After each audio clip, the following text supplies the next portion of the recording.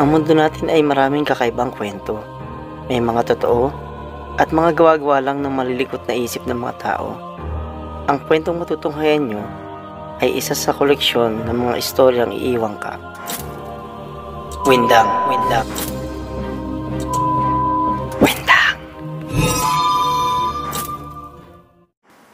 Mga kawindang, ngayon ay may kikwento ako sa inyong isang senaryo na hindi nyo magugustuhang mangyari sa inyo o sa mahal nyo sa buhay. Ang tampok natin sa storya ay si Lola Linda, 75 years old, isang ulirang ina at lola. Maawain, matulungin sa kapwa, at sadyang relihiyosa. Laki sa hirap, ngunit dahil matagumpay niyang napagtapos ang kanyang mga anak, kaya naman nakakakuha siya ng padala buwan-buwan. Nasakto naman sa panggastos niya at pambili ng maintenance medicine. Tinawagan si Lola Linda ng kanyang anak at binalitang may remittance daw siya para sa ina. Natuwa naman ang ina, nagpasalamat sa anak. Dahil wala siyang kasama sa bahay at kailangan niyang bumili ng mga gamot. Tanghaling tapat, ngunit nagdesisyon siya na lumakad mag-isa. Naglakad sa init si Lola. Malapit lang naman sila sa bayan. Sa wakas narating rin ang bayan. Ang bayan nila ay simple lang, ngunit maunlad. May remittance center, bangko, money changer, ospital, simbahan, plaza at iba pang establishmento. Pumasok si Lola sa remittance center at kinuha niya ang padala. Lumabas si Lola at pumunta siya sa isang waiting shed. Pinaupo naman siya ng isang binata at sa tabi niya naman ay isang bata-batang babae na ngumiti sa kanya. Nagpakilala ito at nagtanong ng direksyon. Lola, ano pong pangalan nyo? Kaya po pala, ang ibig sabihin po ng Linda sa Espanyol ay maganda. Maya-maya ay biglang may lalaking humahangos. Maayos ang itsura niya. Mukhang mamahali ng suot. Pero mukhang problemado siya. Una niyang pinakisuyuan ang babaeng katabi ni Lola Linda. Sabi ng lalaki habang nakaturo sa direksyon ng ospital, kailangan niya raw ng pera para mabili ang gamot ng anak niya at para sa paunang bayad sa ospital. May halagang mga 12,000 ang kanyang kailangan. May pera daw siya sa bag, 1,000 euros. Pero hindi pinalitan ng money changer ang pera dahil down daw ang system nila. Pero kailangan na raw ang gamot. Kung papahirimin daw siya ng 12,000, ay iiwan niya ang kanyang bag na may bundle na pera. Kitang-kita kung gaano nag-aalala ang lalaki para sa kanyang anak. Ang babaeng pinakusuyuan niya naman ay gustong-gustong tumulong. Kinumpirma niya ang laman ng bag. Mga bundle nga ng tig 5 euros na may kabuuang 1,000 euros. May halagang halos 60,000 pesos din ito, ika ng babae. Magalang ang pakisuyo ng lalaki at mukhang sincero siya na babalikan niya ang bag matapos lang asikasuhin ng anak. Sino ba naman ang magpapalugi ng ganung kalaking halaga? Dude, crap! 60,000 laban sa 12,000? Ang babaeng katabi ni Lola ay biglang nagsabi, kung meron lang daw siyang pera ay pinahiram niya ang lalaki. At meron din siyang importanteng lakad, kaya naman hindi niya maiintay ang pagbalik ng problemadong lalaki. Narinig din ng lalaking nag-alok kay Lola ng upuan ang usapan. Nagpakita rin siya ng intensyon na tumulong Ngunit pareho sila ng sitwasyon ng naunang hiningian ng tulong. Sumilip din ang lalaki sa bag at kinumpirma ang halaga. Nagsilbi silang dalawa bilang mabuting Samaritano at nagbigay sila ng tig 1,000 piso. Parang gustong pahiramin ni Lola ang estranghero. Nananaig na sa kanya ang pagiging maawain. Dahil buhay ng bata ang pinag-uusapan. Ngunit, nag-aalangan siya. Kaya naman nakiusap ang lalaki. Natahimik siya at hindi nakaimik ng saglit. Para kumbinsihin pa ang matanda, pinakita rin saglit ng estranghero ang laman ng bag. Kumpirmado. Bundle nga ng pera niya. Tahimik pa rin si Lola, na tila hindi alam ang isasagot. Kinumbinsi naman siya ng dalawang nagbigay ng donasyon na pahiramin ang estranghero. Total, wala naman siyang hinahabol na oras. Baka naman pwede siyang makatulong. Kung ang dalawang estranghero din ay nagbigay ng tulong nang walang kapalit, ano pa kaya sa kanya na hiram lang naman ang kailangan ng nag-aalalang ama? Na naigri ng awa kay Lola Linda dahil kakakuha niya lang ng remittance, inahiram ni Lola ang lalaki ng 10,000 pesos. Halos lumuhod sa sobrang pasasalamat ang lalaki, sabay iwan ng bag at nagmadali na siyang magpunta sa ospital. Umalis na rin ang dalawang mabuting Samaritano.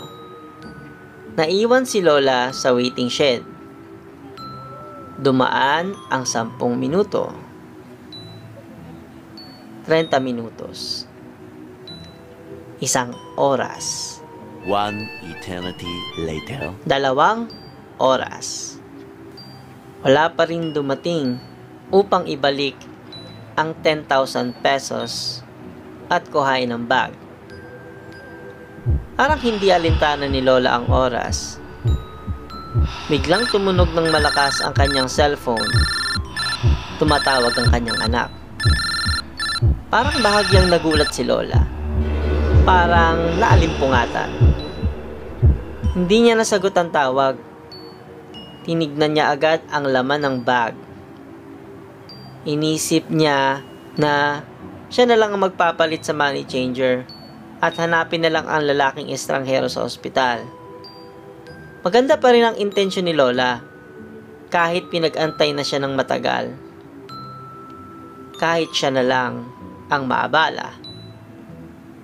Nanlaki ang mga mata ni Lola nang makita niya na ang mga bundle ay hindi pera. Bagkos ay mga walang halagang gupit-gupit na papel.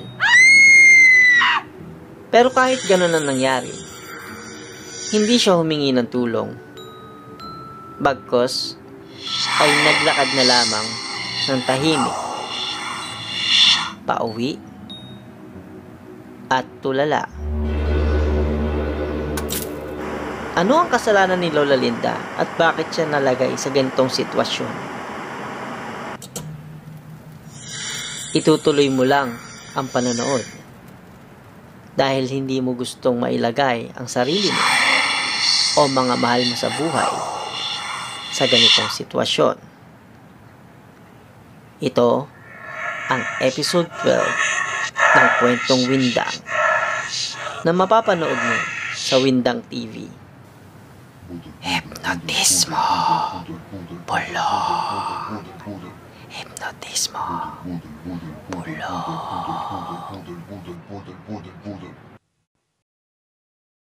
Budol.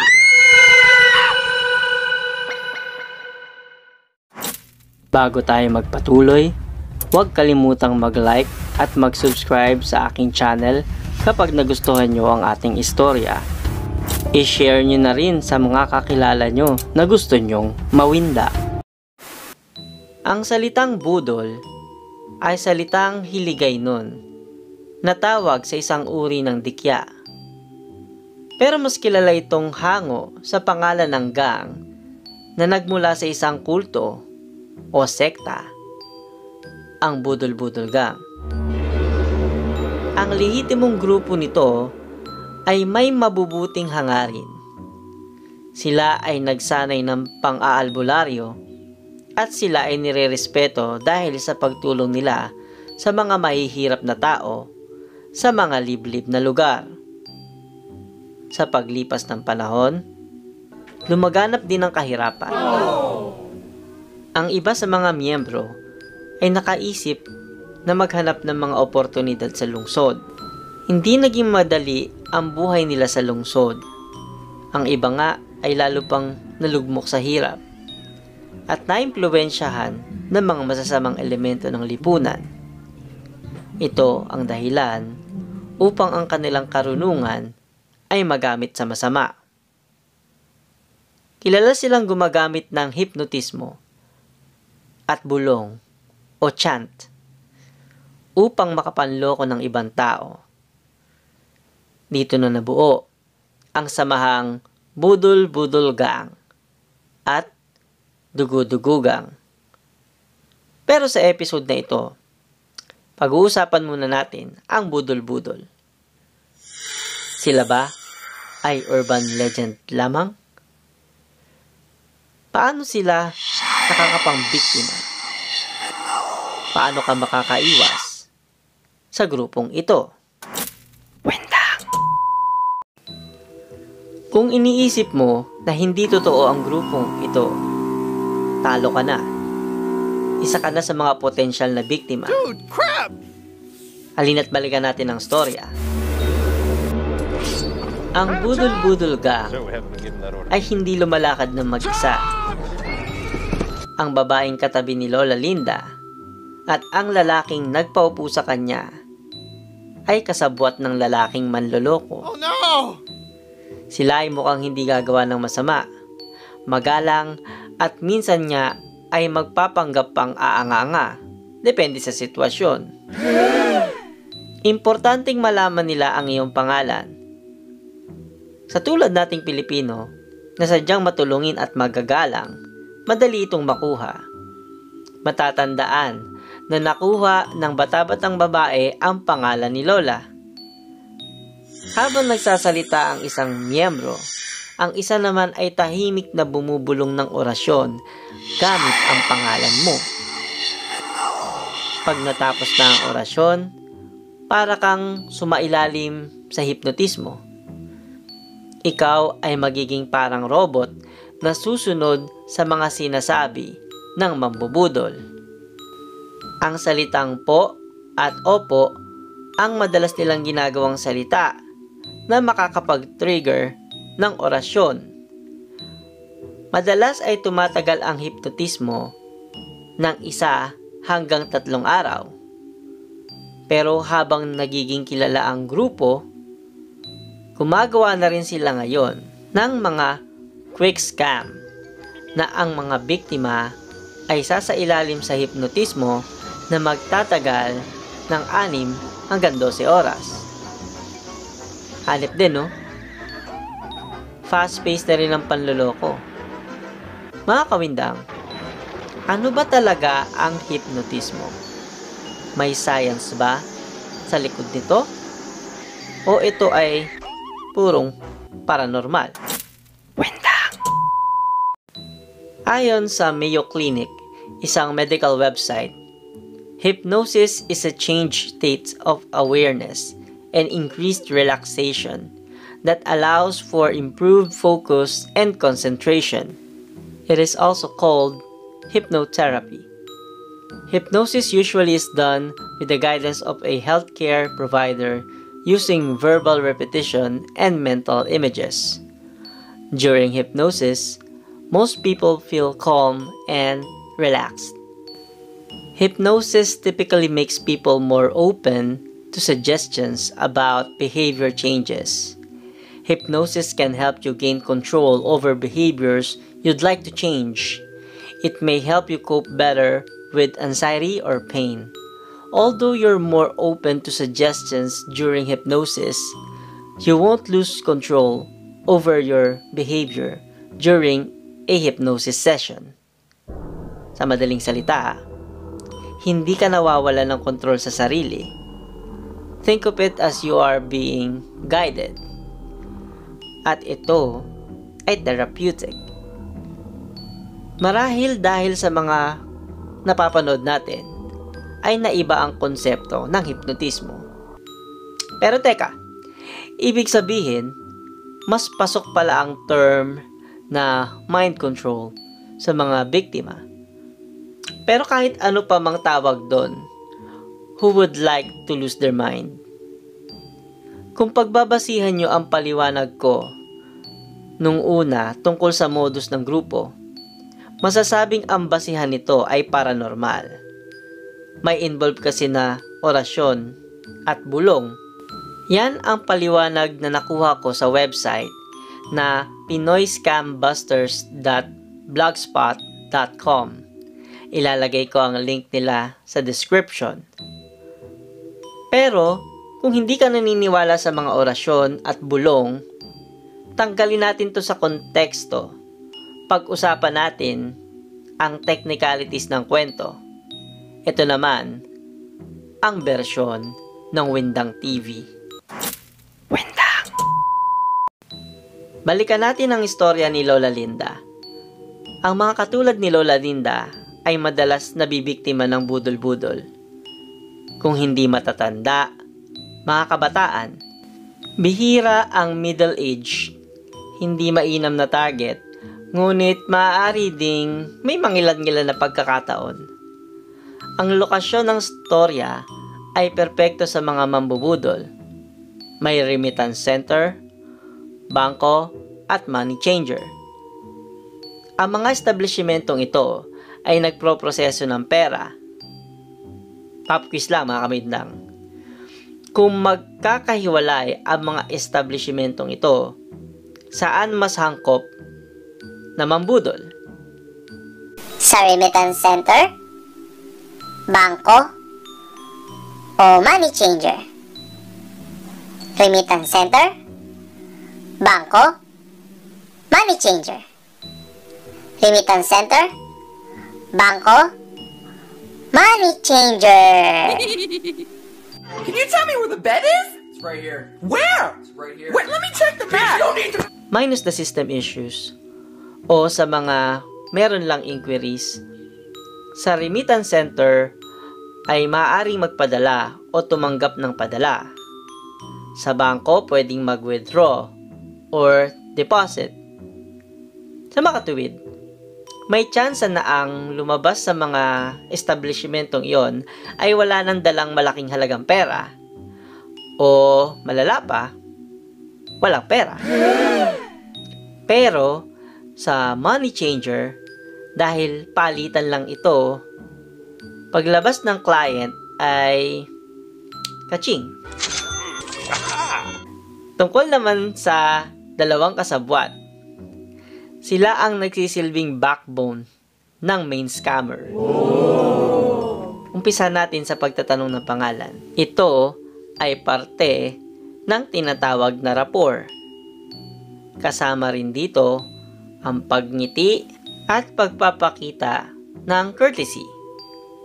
Sa madaling salita, kailangan nyo magkaroon ng connection.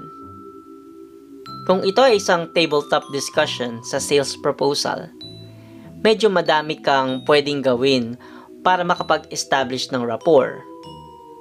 Pero dahil ito ay mabilisan lang, kaya sapat na ang mga discreet gestures. Sa madaling salita, kapag binubudol ka para kang binibentahan.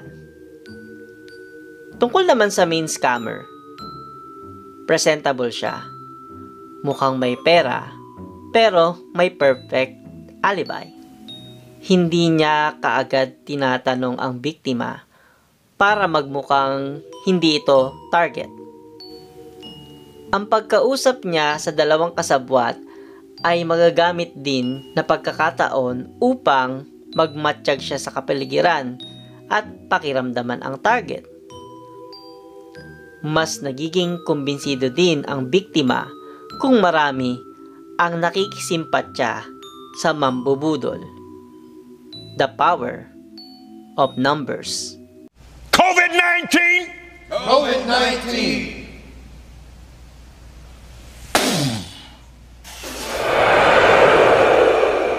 Burn! Batang may sakit, kailangan ng agarang lunas. Masakit sa puso yan. Sino ang hindi maaantig? Lalo na ang isang matandang may anak at marami ng pinagdaanan. Tungkol sa bundle ng pera, maaaring ang ilan doon ay totoong pera or counterfeit. Hindi lang ang biktima ang magkukumpirma nito, pati rin ang mga kasabwat na nangbubudol. At ginagamitan nila to ng hype. Nagdadagdag ng facts upang magmukhang lehitimo ang pera. Ang tao ay matalino. Pagdating sa usapang malaking pera, natural instinct ang maging tuso. Sa sitwasyon na ito, yung tuso ang matutusuan. Paano? Ilagay mo ang sarili mo sa sitwasyon ng biktima. May hawak kang bag na may laman na 60,000 pesos worth. Naglalaro ngayon ang isip mo kung ibabalik ang ipinahiram mong pera o hindi. Wala kang talo dahil mas malaki nga yung hawak mo. So, maiisip mo na you have the upper hand. Tandaan nyo mga kawindang, lahat ng mga manloloko, hahayaan niyang isipin mo na they invested in you, that all leads up to your advantage. This will distort your decision making at ayun. Nasali ka na ba sa network marketing? Napabili ka na ba ng set ng encyclopedia na na-stock lang sa estante nyo? Napabili ka ba ng produkto sa mall dahil magaling ang nagde-demo? May sinagot ka bang manliligaw pero sa isang saglit ay sinaktan ka at iniwan? Lahat ng mga sitwasyon na ito, nung nabentahan ka, feeling mo ay lamang ka. Pero lamang ka nga ba? Kayo makakasagot niyan. Tigidong, tigidong, tigidong! Tungkol naman sa pagiging tulala ni Lola Linda, time flies lalo na kung hindi siya mapakali. Too late, na biktima na si Lola ng budol-budol. You're in a state of shock and who knows how long you can recover. Kung sa akin mangyari to, baka matulala din ako or maging balisa ng ilang linggo. Hindi lang dahil nawalan ako ng pera. Yung pakiramdam na naloko ka, hindi yun madaling mawala, di ba? April Fools! Wendang! At ayun nga, at umulan na. So imagine nyo na lang may background tayo na ulan. Ayan, tuloy na natin kasi medyo maulan talaga. So ayun nga, kahit anong version ng modus operandi ng budol-budol gang ang iyong paniwalaan, eto naman ang mga tips para makaiwas ka sa grupong ito.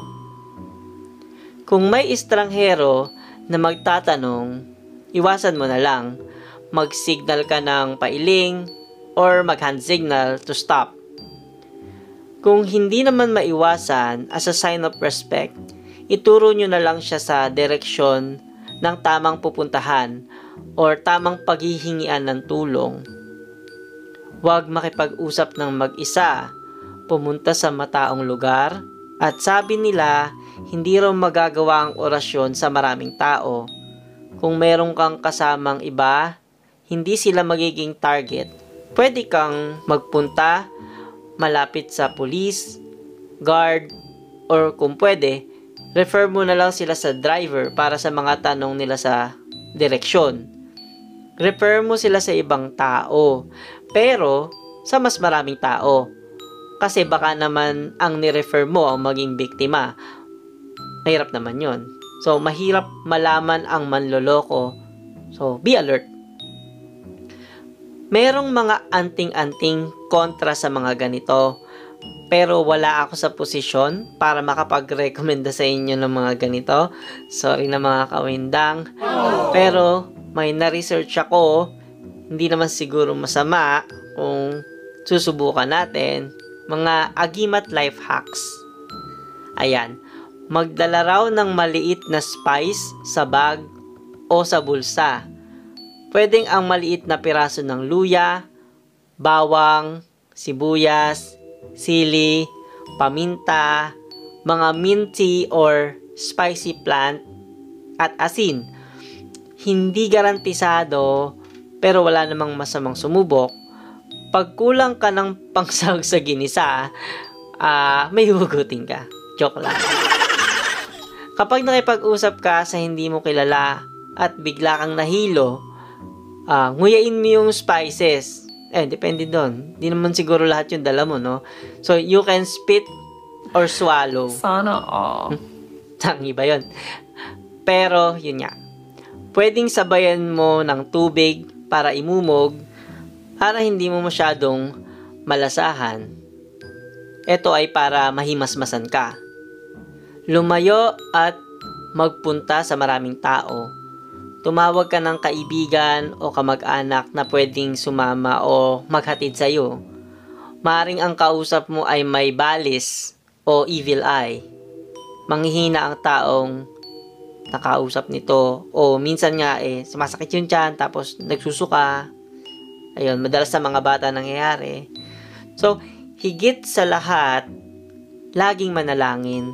Do it whenever possible. Lalo na sa mga gantong sitwasyon. Madalas kasi nakakalimutan natin tong gawin Prayer is our most powerful shield. Kahit nga agimat nawawala ng bisa pag hindi dinasalan at kung wala kang pananampalataya. Salamat sa pag-abot nyo sa parting ito, mga kawindang. Dahil alam nyo na kung paano gumagana ang budol, pwede na tayo makaiwas. Maging alerto tayo at gawin nating phased out yung mga technique nila. Although madaming approach ang mga mambubudol, pero same elements sa mga na-discuss natin. Etong episode na ito ay patunay na kahit walang magic, budol exists. Kahit hindi miyembro ng budol-budol, kayang mambudol. Mas safe pa rin ang umalis ng bahay ng may kasama, kaibigan, o kamag-anak. Unless sila yung mambubudol sa'yo. Ouch! Yun yung pinakamasakit doon. Wag naman sana. Gusto ko malaman ng mga saloobin nyo tungkol sa episode na ito. Kung may tanong pa kayo tungkol sa budol-budol na hindi ko na-cover or story request, comment down below. Shoutout sa mga budoleros at budoleras, magbago na kayo. Hanggang sa susunod na Kwentong Winda.